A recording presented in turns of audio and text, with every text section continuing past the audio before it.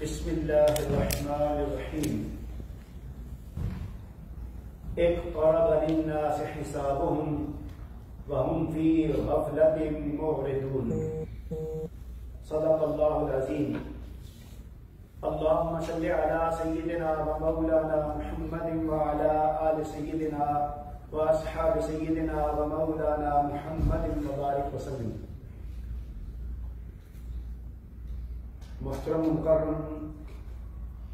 حاضرین و حاضرات اور ناظرین و ناظرات، اللہ تعالیٰ کے فضل و کرم سے آج ہم نے 17واں پارہ سماعت کیا ہے۔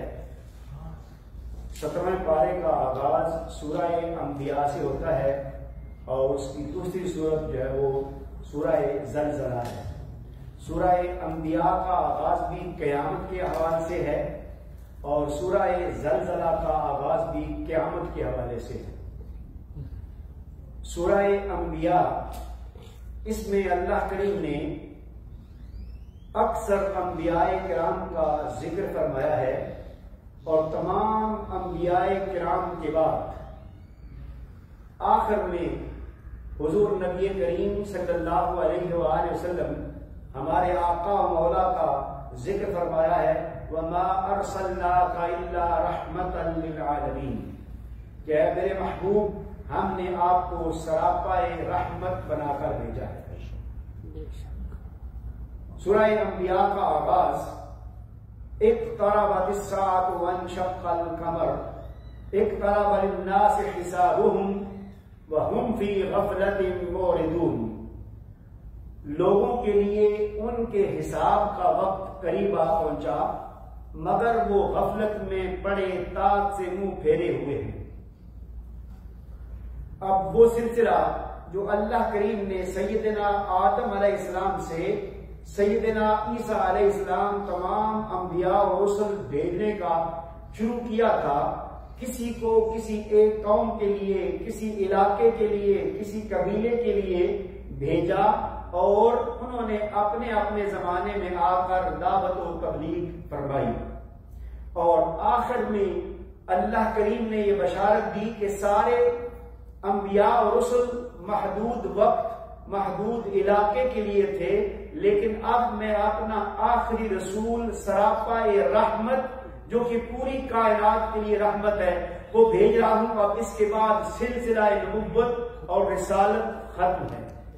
اب اس کے بعد کیا ہوگا کہ اس کے بعد صرف قیامت آئے گی اور کوئی نبی اور رسول نہیں آئے گا۔ اس لیے اللہ کریم نے اس سورہ مبارکہ کا آغاز اس سے کیا کہ لوگوں کے لیے ان کے حساب کا وقت قریب آ گیا ہے مگر وہ غفلت میں پڑے ہوئے ہیں، تاک سے منہ پھیرے ہوئے ہیں۔ یعنی اب یہ تو سلسلہ جو اللہ نے شروع کیا تھا وہ ختم ہونے والا ہے،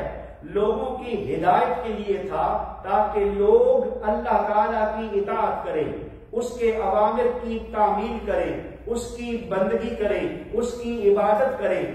مگر یہ لوگ اتنے انبیاء اور رسول آنے کے بعد بھی ابھی تک غفلت میں ہیں، یعنی اللہ کی اطاعت سے غافل ہیں، اللہ کے احکام سے غافل ہیں، لہذا ہم انہیں متنبہ کر رہے ہیں، انہیں آگاہ کر رہے ہیں کہ اللہ کے جو سلسلہ انبیاء کی کڑی ہے وہ آخری کڑی بھی آ چکی ہے، لوگوں اب ہوش کے ناخن لو، اب تمہارے پاس اور کوئی وقت نہیں ہے، لہذا اللہ تعالیٰ کی اطاعت میں آ جاؤ۔ تو حضور نبی کریم صلی اللہ علیہ وآلہ وسلم نے جب یہ سورہ مبارکہ کی آیات پڑھی تو صحابہ اکرام کی کیفیت تبدیل ہو گئی۔ بہت سے واقعات ہیں، میں صرف ایک واقعہ کروں گا کہ ایک صحابی کسی دوست کے پاس گئے، وہاں کھانا کھایا، تو کھانا کھانے کے بعد اس دوست نے کہا کہ بھائی میرے پاس یہ پوری وادی مجھے ملی ہے تو اس وادی میں سے میں کچھ حصہ تمہیں دینا چاہتا ہوں۔ اس نے کہا بھائی آج ہم نے ایک ایسی صورت سنی ہے کہ جس کے بارے میں یہ ہمیں پتا چلا ہے کہ قیامت قریب ہے، لہذا مجھے آپ سے کوئی لینے کی ضرورت نہیں ہے، ہم تو بس اللہ تعالیٰ کی اطاعت کرتے ہیں اور اسی میں رہیں گے، کیا پتا کہ کب قیامت آ جائے۔ تو صحابہ اکرام کی یہ کیفیت تھی، مگر ہم اپنے حال پر غور کریں تو آج ہم پر دنیا کتنی غالب ہے. ہم پھر بھی اللہ تعالیٰ کو بھولے ہوئے ہیں، اس کی بندگی کو بھولے ہوئے ہیں، اس کی اطاعت کو بھولے ہوئے ہیں. لیکن اس کے ساتھ ساتھ ہمیں یہ بھی مد نظر رکھنا ہے کہ اللہ کریم نے اس آیت کریمہ میں فرمایا ہم فی غفلت، کہ وہ غفلت میں ہیں. لہذا وہی اللہ کی اطاعت سے دور ہیں جو غفلت میں ہیں، جو غافل ہیں، جو سست ہیں. لیکن جو غافل نہیں ہیں وہ اللہ تعالیٰ کی اطاعت میں ہیں، اور جو اللہ تعالیٰ کی اطاعت کرتے ہیں ان کو اللہ کریم بہت بڑے انعامات سے نوازتا ہے. آج چونکہ ہم نے 11واں روزہ افطار کیا ہے اور حضور سیدنا غوث اعظم رضی اللہ تعالی عنہ کی نسبت سے ہم نے آج افطاری کی ہے، اور ان کے لیے ختم پاک پڑھ کے ان کے بلندی درجات کے لیے دعا کی ہے. تو دوستو بزرگوں، ہم اگر غور کرتے ہیں کہ یہ غفلت لوگوں پر طاری ہے، جس غفلت سے اللہ کریم نے لوگوں کو متنبہ کیا ہے کہ لوگ غفلت میں ہیں، کیا حضور غوث پاک رضی اللہ تعالیٰ عنہ کی زندگی میں ہمیں کوئی غفلت نظر آتی ہے؟ بلکہ آپ احباب کو یہ معلوم ہوگا اور اکثر نے سن رکھا ہوگا کہ حضور غوث پاک رضی اللہ تعالیٰ عنہ کا یوم ولادت یکم رمضان مبارک ہے. اب ایک بچہ یکم رمضان المبارک کو پیدا ہوا ہے اور وہ بچہ پورا رمضان المبارک دن کو دودھ ہی نہیں پیتا. ماں کوشش کرتی ہے مگر بچہ دودھ کے قریب بھی نہیں جاتا، اور جو ہی سورج غروب ہوتا ہے وہی بچہ دودھ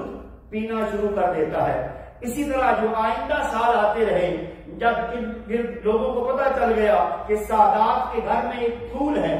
ایک بچہ ہے کہ جب ماہ رمضان کا آغاز ہوتا ہے تو وہ دودھ پینا چھوڑ دیتا ہے. لہذا اگلے سال جو لوگ تھے وہ ماہ رمضان کی یقین دہانی کے لیے آپ کی امی حضور کے پاس آئے کہ کیا آج عبد القادر نے دودھ پیا ہے؟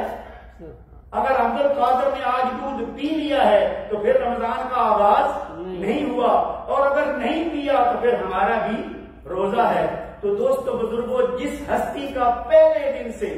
یوم ولادت سے حال یہ ہے کہ پیدا ہوتے ہی ابھی وہ مکلف نہیں ہے، ان پر کوئی تکلیف نہیں ہے، اللہ نے یہ حکم نہیں دیا، مگر اس کے باوجود وہ کیا، وہ اللہ تعالیٰ کی اطاعت میں ہیں. تو ان کی زندگی میں تو کوئی غفلت نہیں آ سکتی، اور پوری زندگی ان کی ہمارے سامنے ہے. تعلیم میں گزری ہے، عبادت میں گزری ہے، قرآن کریم کی تلاوت میں گزری ہے کہ آپ ایک ایک رات میں قرآن کریم ختم کر دیتے تھے، تہجد میں پڑھتے تھے. الغرض کہ آپ کی پوری زندگی جو ہے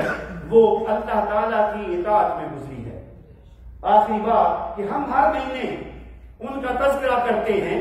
ان کا نام لیتے ہیں، ان کے نام کے صدقے دیتے ہیں کہ مولا ہماری دعائیں قبول فرما. اور اللہ فرماتا ہے کیا کبھی ہم نے غور کیا کہ جس طرح انہوں نے اپنی زندگی غفلت سے پاک گزاری ہے، اللہ تعالیٰ کی اطاعت میں گزاری ہے، اللہ تعالیٰ کی بندگی میں گزاری ہے، ہم بھی ان کے نقش قدم پر چل کر، ان کی سیرت پر چل کر، ان کے اسوہ پر چل کر ہم بھی اللہ تعالیٰ کی اطاعت اور بندگی اختیار کریں تاکہ ہم بھی اللہ تعالیٰ کے بندوں کی صف میں شامل ہو جائیں. لہذا یہ جتنی بھی شخصیات ہیں، انبیاء کرام ہیں، صحابہ کرام ہیں، اولیاء کرام ہیں، حضور سیدنا غوث اعظم رضی اللہ تعالیٰ عنہ ہے، یہ ساری شخصیات ایسی ہیں جنہوں نے غفلت نہیں کی.